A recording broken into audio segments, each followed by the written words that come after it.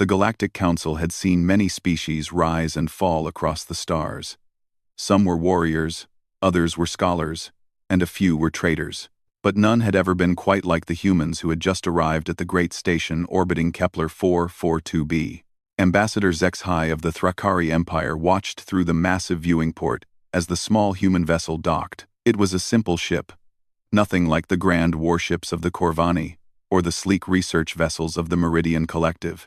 The humans had been in space for barely 2 centuries, making them infants compared to civilizations that had been traveling between stars for millennia. "They look so fragile," whispered Counselor Vrex, her tentacles twitching with nervous energy. The aquatic Neptunians had been part of the Council for over 3,000 years, and she had never seen a species quite so soft-looking as these humans. The human delegation entered the Great Hall, where representatives from 47 different species waited. The lead human was a woman with short brown hair and bright eyes that seemed to take in everything at once. She wore a simple blue uniform with strange symbols on it. "I am Captain Sarah Chen of the Earth Confederation," she said, her voice carrying clearly through the hall's translation systems. "We're honored to be here." Emperor Kazak of the Vorthak Dominion, a massive reptilian being whose scales gleamed like dark metal, leaned forward on his throne. His species had conquered 12 star systems through pure military might. "Human," he growled, his voice like grinding stone. "Your species interests us. Our scouts report that you have survived wars, plagues, and disasters that would have ended most civilizations." Captain Chen smiled, and something in that expression made several council members shift uncomfortably. "We've had our challenges," she said simply. The Archmagistrate of the Xerion Collective, a being of pure energy contained within a crystalline shell, spoke next. "We have observed your species for some time. You fascinate us. Most species, when faced with impossible odds, surrender or flee. Humans seem to do the opposite." "That's because impossible is just another word for interesting," Chen replied. This statement caused a ripple of confusion through the assembled representatives. The translation systems were working perfectly, but the concept seemed alien to many present. High Counselor Yithmar of the Elder Assembly stepped forward. His species, the Ancients, had been exploring the galaxy since before most stars in this sector had formed. They had seen the rise and fall of countless civilizations. "Human Chen," he said, his voice carrying the weight of eons, "we have brought you here for a specific purpose. There exists a challenge that no species in the galaxy has ever survived." The hall fell silent. Even the usually chattering Pixari stopped their musical communications. Captain Chen's eyebrows rose with interest. "What kind of challenge?" Yithmar gestured, and a holographic display filled the center of the hall. It showed a massive structure floating in the void between stars. The structure was impossibly complex, with geometric patterns that hurt to look at directly, and surfaces that seemed to shift and change even as they watched. "This is the Crucible of Vextar," Yithmar explained. "It was created by a species that transcended physical existence over 1,000,000 years ago. They left it as a test, a final challenge for any species that believed themselves worthy of joining the ranks of the truly advanced civilizations." The hologram zoomed in, showing maze-like corridors filled with deadly traps, rooms where the laws of physics seemed to operate differently, and chambers that appeared to exist in multiple dimensions simultaneously.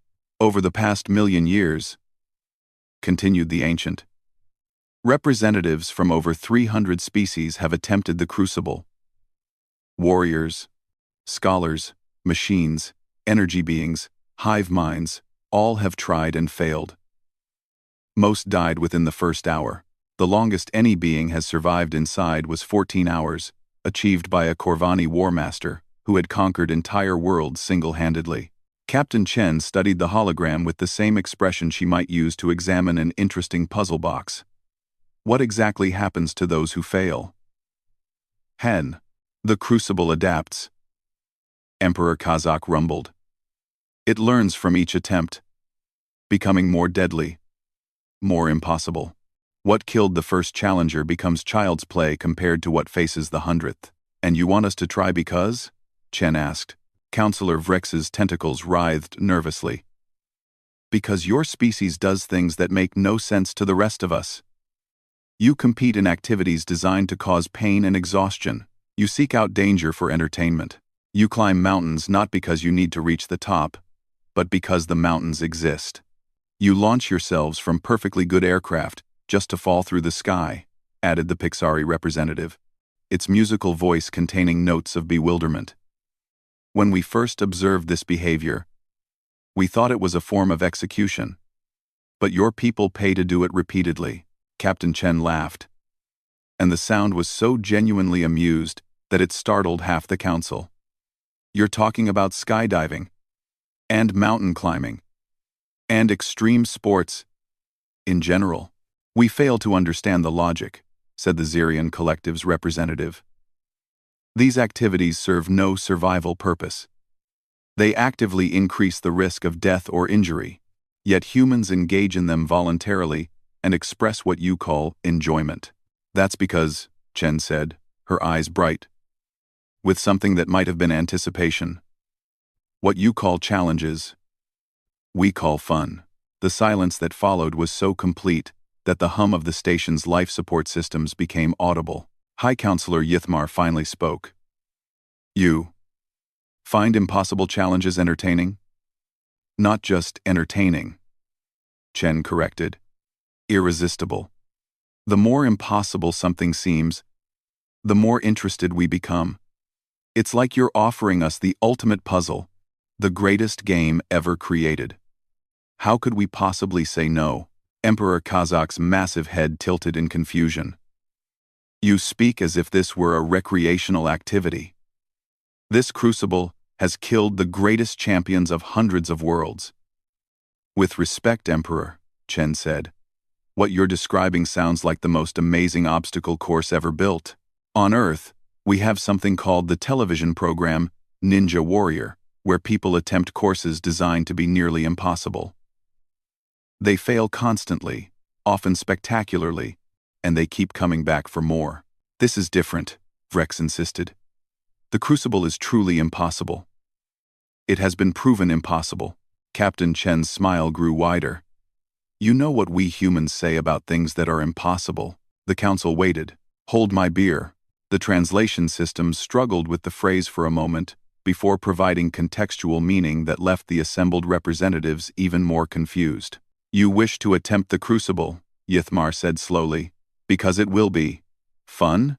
The most fun anyone's had in a million years, Chen confirmed. When do we start? And in that moment, watching this small, soft creature speak about certain death, as if it were a weekend hobby, the Galactic Council began to understand why humans had survived everything the universe had thrown at them. They didn't survive impossible odds in spite of their nature. They survived because their nature transformed impossible odds into the greatest entertainment in the galaxy. 3 days later, the entire Galactic Council had assembled at the edge of the Vextar system to witness what many believed would be the swiftest failure in Crucible history.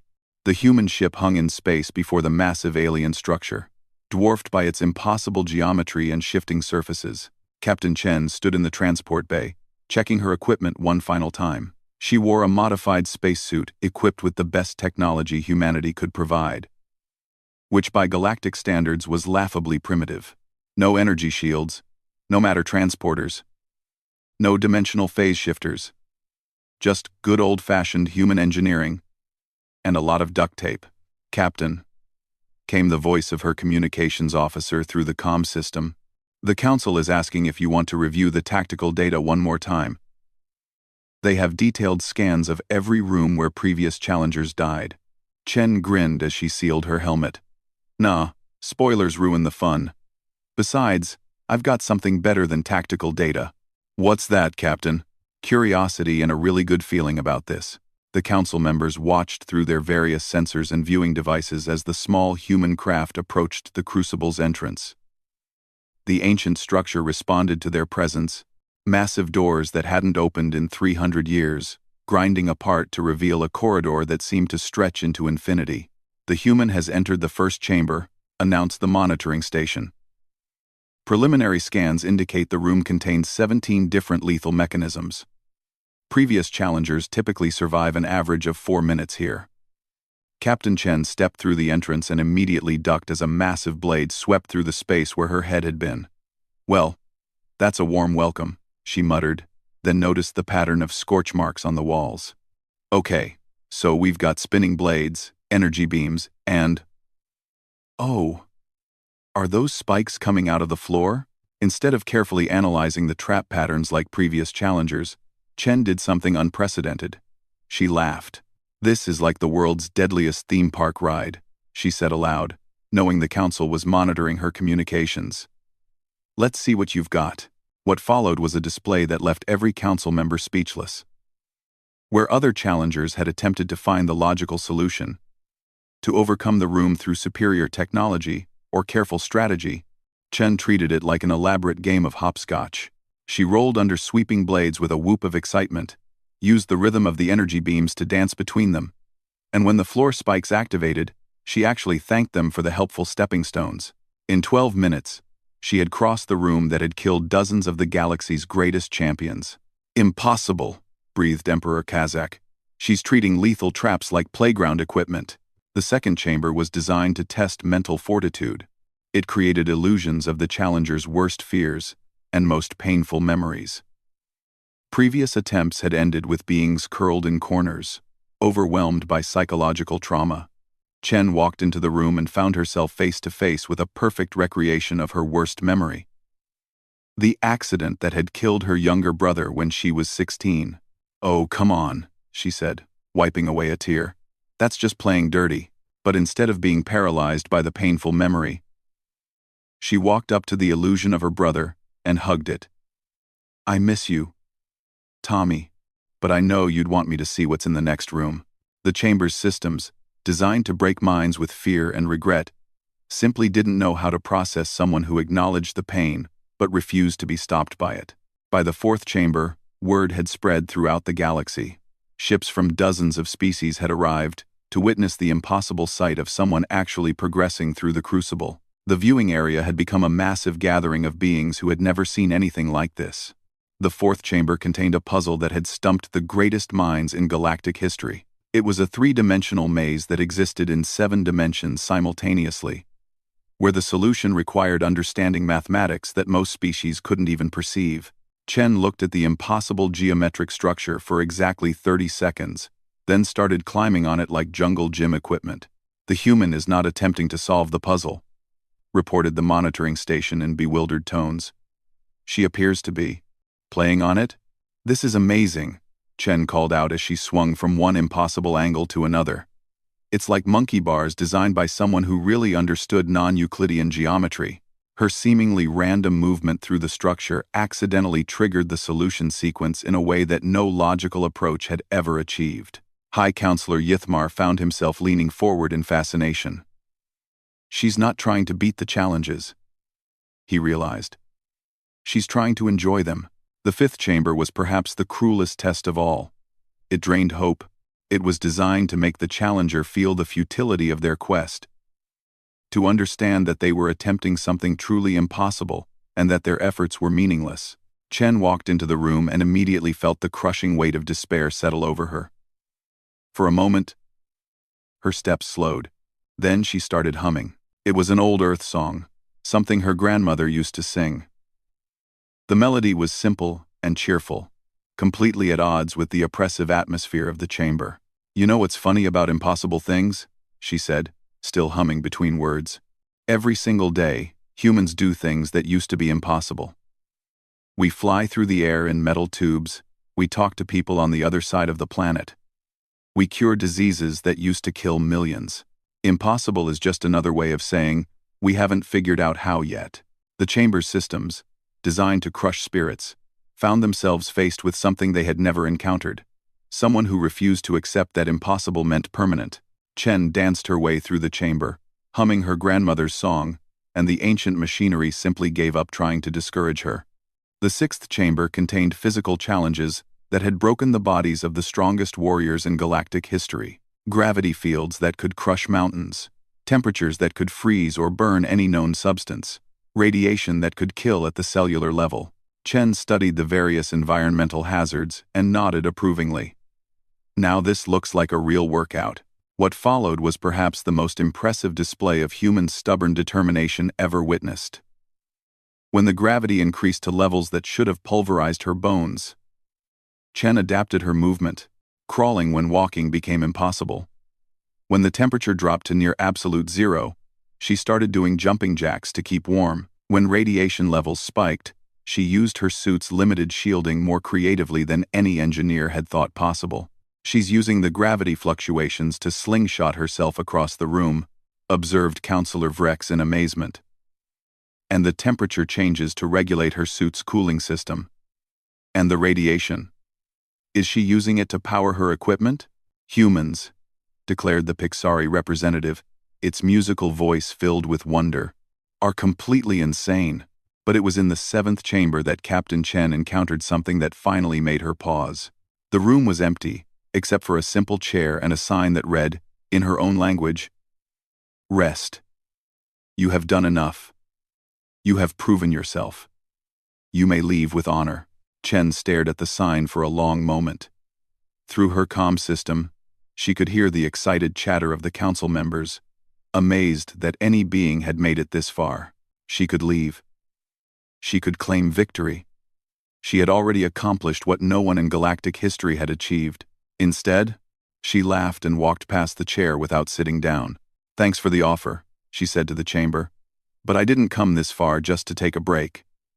I want to see what's behind door number 8. And as she approached the next entrance, every member of the Galactic Council realized they were witnessing something unprecedented. Not just someone surviving the impossible, but someone who found the impossible so entertaining that they refused to stop even when given an honorable way out. The human wasn't just challenging the crucible. She was having the time of her life. The 8th chamber was different from all the others. Instead of immediate danger or complex puzzles, it contained something far more subtle and perhaps more dangerous than any trap. A perfect replica of Earth.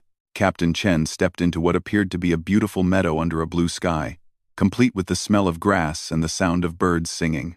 A gentle breeze carried the scent of flowers, and in the distance, she could see the skyline of a city that looked remarkably like her hometown. "Warning," came a voice through her comm system. It was High Counselor Yithmar, speaking directly to her.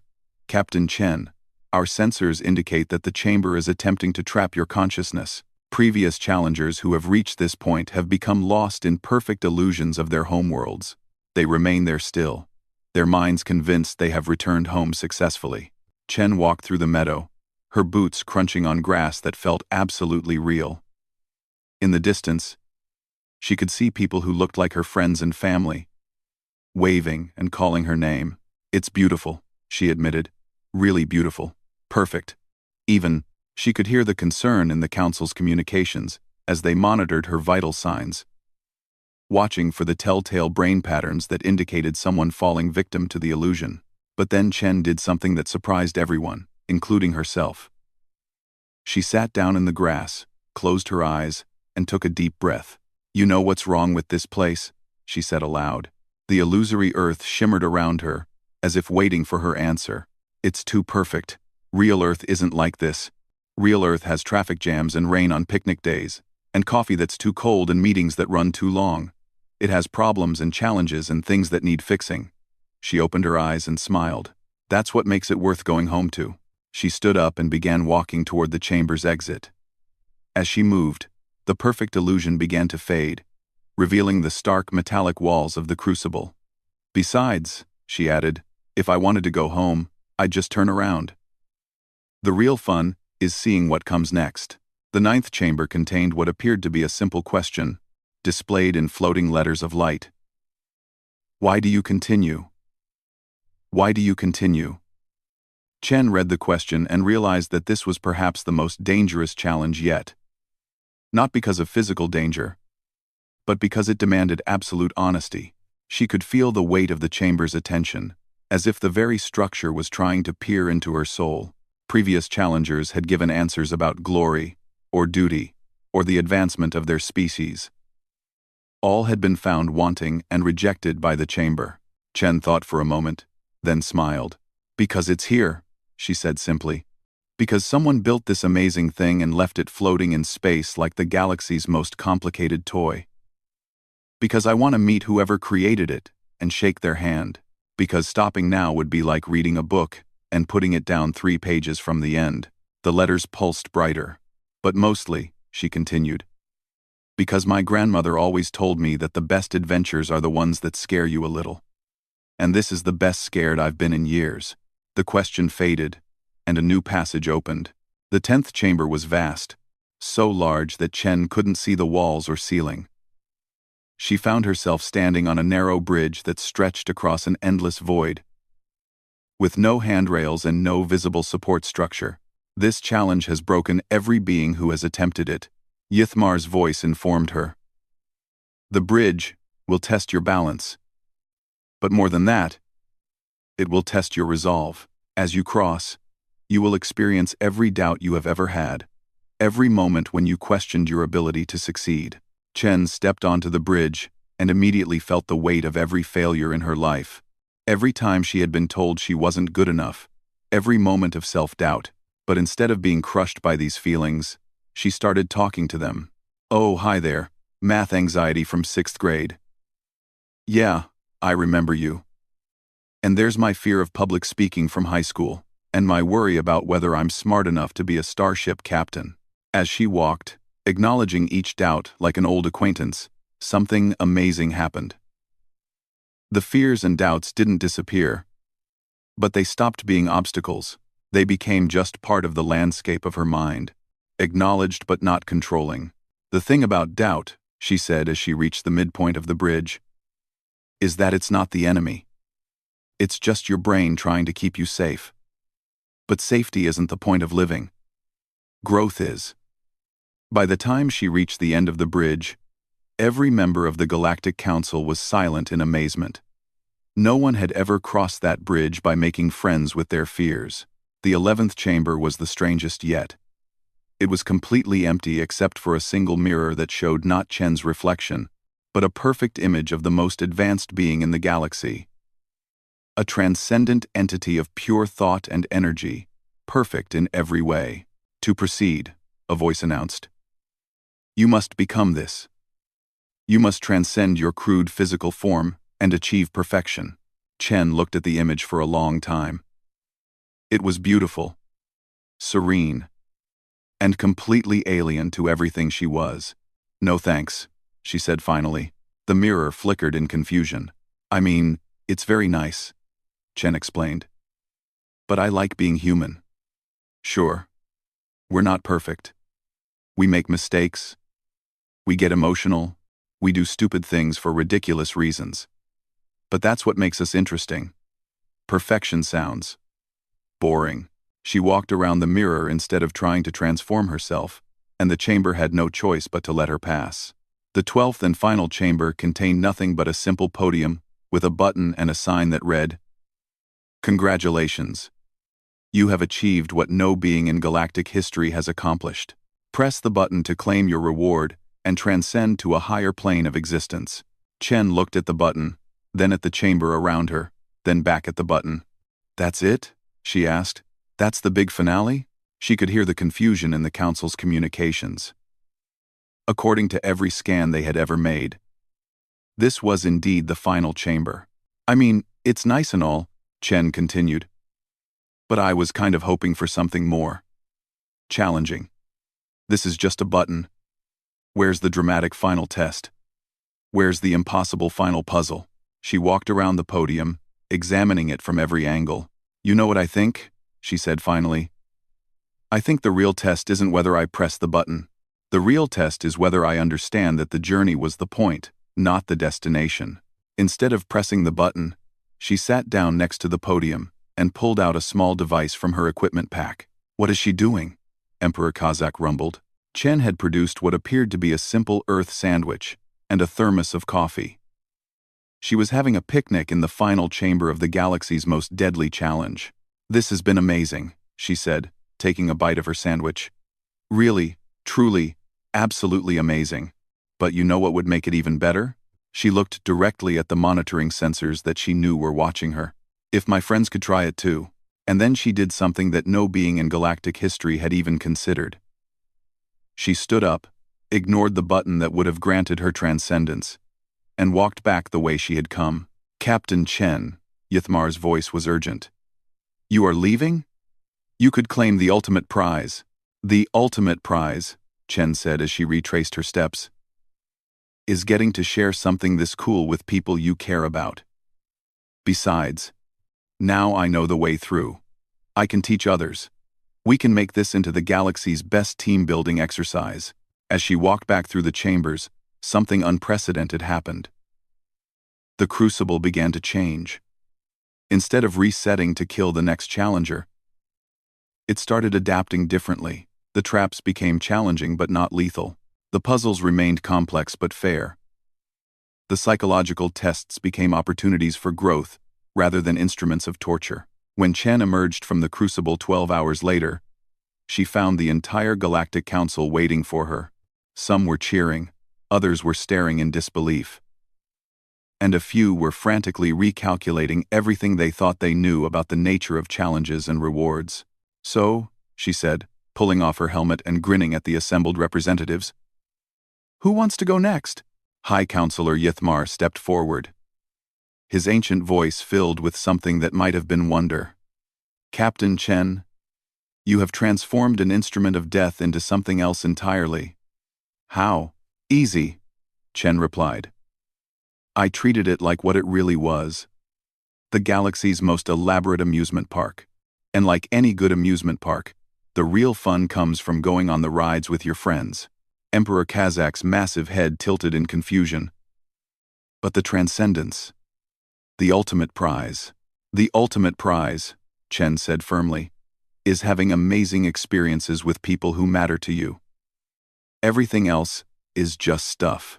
And as the human captain began organizing teams for the next run through what would soon become known as the galaxy's greatest adventure course, the council members realized they had learned something fundamental about humans. They didn't conquer challenges, they transformed them into opportunities for joy. They didn't seek to transcend their nature, they celebrated it. And perhaps most importantly, they understood that the best victories were the ones you could share with others. Within a year, the Crucible had become the most popular destination in the galaxy, not as a test of worthiness, but as the ultimate adventure experience. Beings from hundreds of worlds came to challenge themselves, to grow, and to have the kind of fun that only humans seem to understand was the point of being alive. And every time someone asked Captain Chen why she had walked away from transcendence, she would just smile and say, "Because transcendence without friends to share it with isn't transcendence at all. It's just being alone with extra steps." The aliens had indeed created a challenge no one could survive. But humans had done something even more remarkable. They had turned survival into the most fun anyone had ever had.